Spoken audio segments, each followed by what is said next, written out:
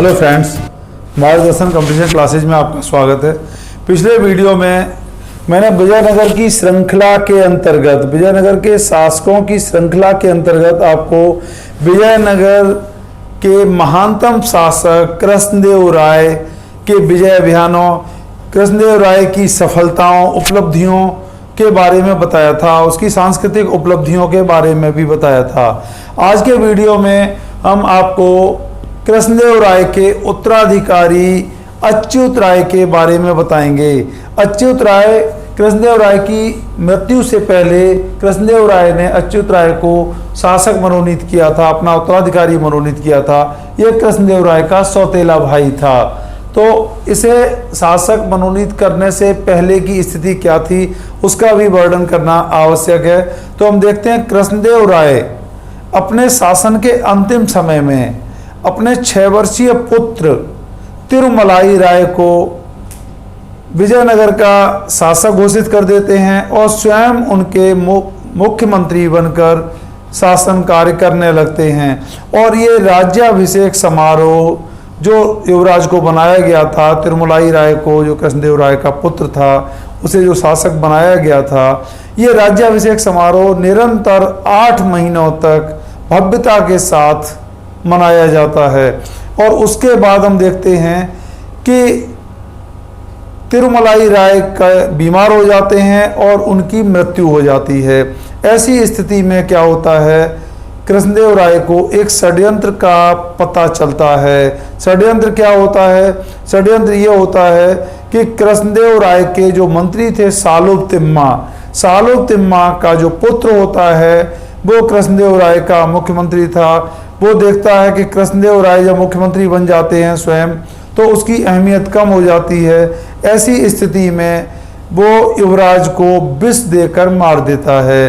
कृष्णदेव राय को इस घटना से अत्यधिक धक्का लगता है और ठेस पहुंचती है। ऐसी स्थिति में कृष्णदेव राय सालुब तिम्मा के संपूर्ण परिवार को बंदी बना लेते हैं और उनकी आंखें फोड़कर बंदी गृह में डाल दिया जाता है। और ऐसी स्थिति में क्या होता है, जब कृष्णदेव राय का अंतिम समय आता है, ऐसी स्थिति में कृष्णदेव राय का जो छोटा पुत्र होता है वो मात्र 18 माह का होता है, केवल 1.5 साल का अल्पायु पुत्र होता है। ऐसी स्थिति में जब इतना विशाल साम्राज्य हो और उसकी सीमाएं उड़ीसा और बहमनी जैसे शत्रु शासकों से मिलती हों, ऐसी स्थिति में विजयनगर में कृष्णदेव राय का एक योग्य उत्तराधिकारी, एक सक्षम उत्तराधिकारी होना आवश्यक था। ऐसी स्थिति में कृष्णदेव राय जैसा दूरदर्शी शासक अपने 18 महीने के अल्पायु पुत्र को उत्तराधिकारी नहीं बना सकता था। ऐसी स्थिति में कृष्णदेव राय के द्वारा अपने सौतेले भाई अच्युत राय को विजयनगर का शासक मनोनीत कर दिया जाता है। और जब कृष्णदेव राय की मृत्यु हो जाती है, उस मृत्यु के बाद उत्तराधिकार का प्रश्न पुनः एक बार खड़ा हो जाता है। क्या प्रश्न खड़ा हो जाता है? कृष्णदेव राय का जो दामाद या जामाता होता है राम राय के द्वारा अपने साले सदाशिव राय को शासक बनाने का प्रयास किया जाता है। और जबकि कृष्णदेव राय द्वारा अच्युत राय को मनोनीत किया गया था। ऐसी स्थिति में क्या होता है कि विजयनगर में एक गृह युद्ध की स्थिति उत्पन्न हो जाती है। अब अच्युत राय अपनी स्थिति को दृढ़ करने के लिए अपना राज्याभिषेक 2 बार करवाते हैं, तिरुपति में और दूसरा कालाहस्ती में। उसके बाद हम देखते हैं कि ऐसी स्थिति में अच्युत राय के द्वारा अंततः राम राय के साथ में एक समझौता कर लिया जाता है, जिसमें राम राय को भी शासन में एक सहभागिता प्रदान कर दी जाती है और फिलहाल गृह युद्ध को टाल दिया जाता है। अब ऐसी स्थिति में जब विजयनगर में उत्तराधिकार का प्रश्न खड़ा हुआ हो और गृह युद्ध की स्थिति हो, ऐसे में जो विजयनगर के पड़ोसी थे उड़ीसा और बीजापुर, गोलकुंडा आदि जो राज्य थे, कृष्णदेव राय की मृत्यु से उन्हें एक सुअवसर प्राप्त होता है। एक स्वर्णिम अवसर समझकर वो विजयनगर पर आक्रमण कर देते हैं। ऐसे आक्रमणों को क्या होता है, अच्युत राय के द्वारा उड़ीसा के आक्रमण को पूर्ण रूपेण विफल कर दिया जाता है। लेकिन जो बीजापुर का शासक होता है इस्माइल आदिल शाह वो रायचूर और मुदगल के किलों को जीत लेता है और इस प्रकार से रायचूर का दोआब विजयनगर के हाथ से निकलकर बीजापुर के हाथ चला जाता है। और ऐसी स्थिति में क्या होता है, देखिए ये संपूर्ण काम 1329 में जब कृष्णदेव राय की मृत्यु होती है और अच्युत राय शासक बनते हैं, उत्तराधिकार का प्रश्न खड़ा होता है, राम राय के साथ में एक शासन सत्ता का द्वंद्व चलता है और उसके बाद इनमें समझौता होता है। ऐसी स्थिति में ही उड़ीसा और बीजापुर के द्वारा आक्रमण कर दिए जाते हैं और 1530 में गोलकुंडा के द्वारा भी कौंडबिडू पर आक्रमण कर दिया जाता है, लेकिन अच्युत राय के द्वारा काफ़ी दूरदर्शिता से और सैन्य कुशलता से गोलकुंडा के इस आक्रमण को विफल कर दिया जाता है।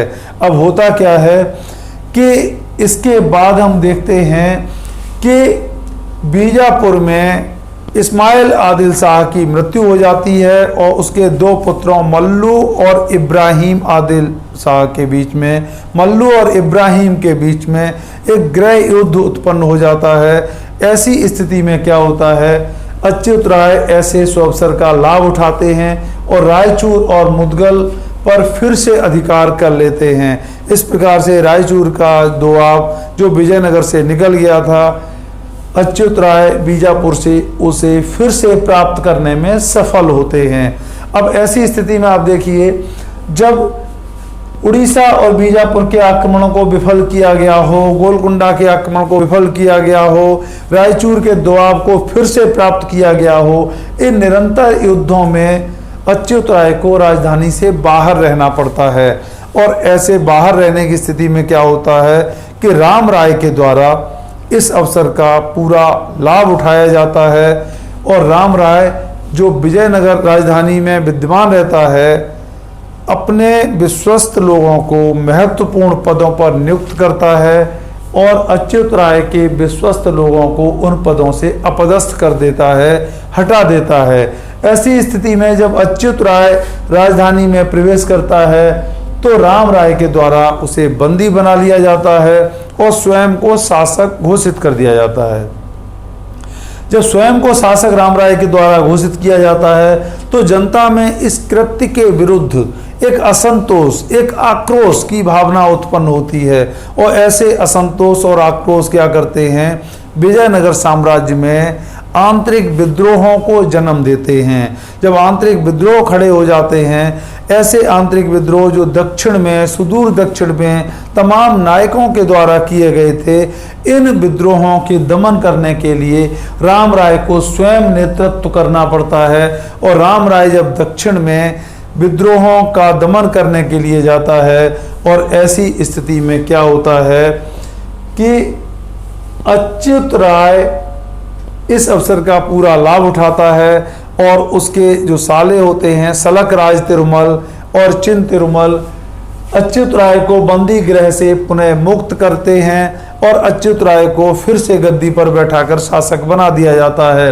और ऐसी स्थिति में क्या होता है कि गद्दी पर जब अच्युत राय का अधिकार हो जाता है और राम राय राजधानी से बाहर होते हैं, ऐसी स्थिति फिर से एक गृह युद्ध की स्थिति को उत्पन्न कर देती है।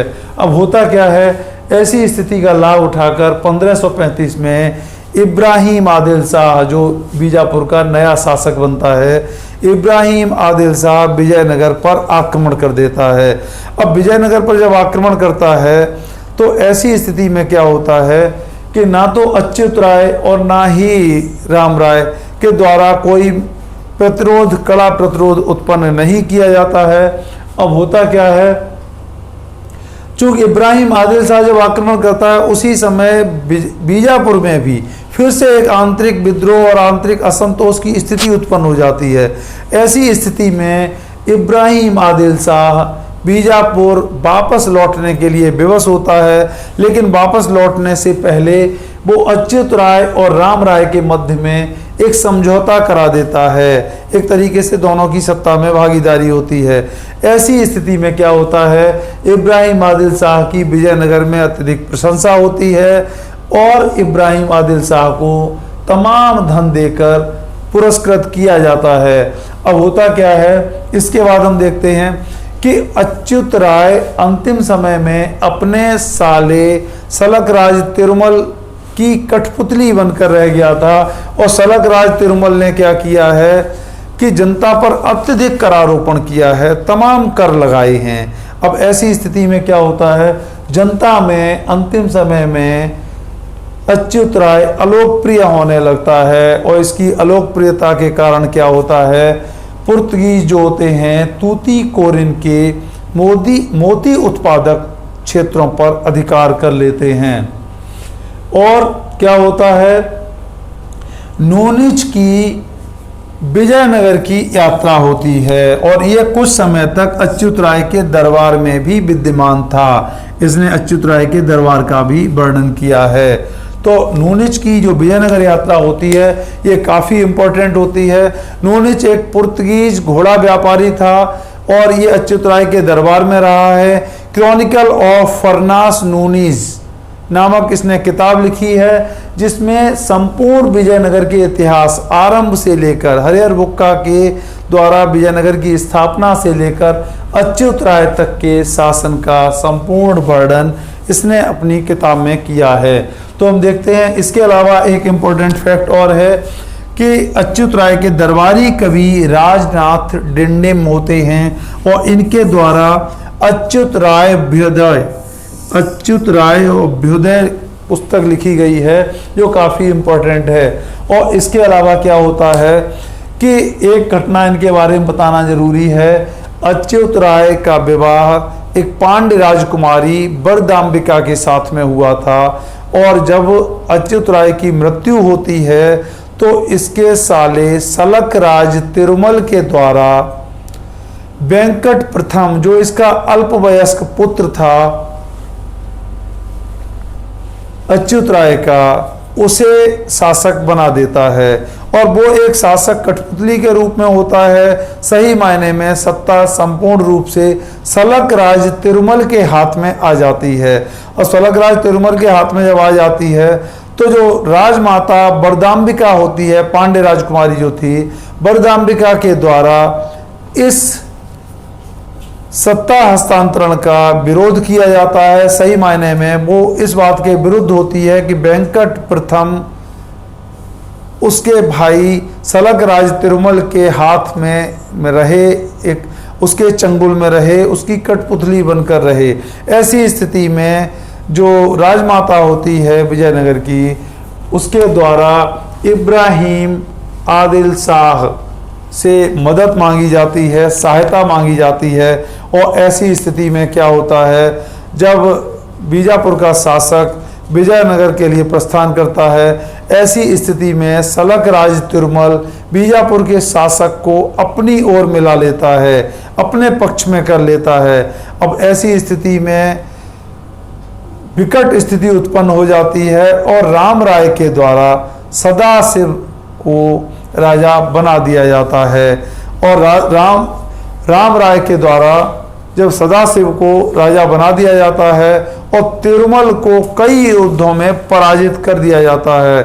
इस प्रकार से हम देखते हैं कि तिरुमल को पराजित करने के बाद राम राय एक प्रकार से सत्ता की संपूर्ण शक्तियां अपने हाथ में ले लेता है और सदाशिव राय को विजयनगर का शासक घोषित कर देता है, जो तुलुप वंश का अंतिम शासक होता है, जिसके समय में तालीकोटा का युद्ध होता है। और विजयनगर का तालीकोटा का जो युद्ध होता है उसके लिए बहुत कुछ उत्तरदायी राम राय था। इसके बारे में हम नेक्स्ट वीडियो में विश्लेषण करेंगे और सदाशिव राय के बारे में भी आपको बताएंगे, तालीकोटा युद्ध के बारे में भी बताएंगे।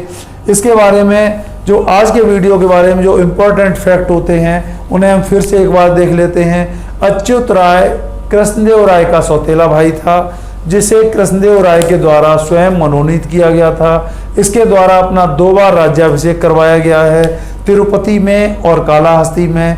राम राय से इसकी सत्ता को लेकर संघर्ष भी रहा है और राम राय की सत्ता में सहभागिता भी रही है।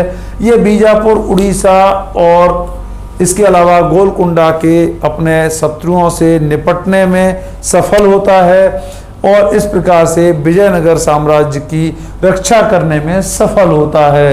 इसके अलावा हम देखते हैं इसके समय का जो इम्पोर्टेंट फैक्ट है वो ये है, नूनिच इसके दरबार में रहा है और इसका दरबारी कवि जो था वो राजनाथ डिंडिम था।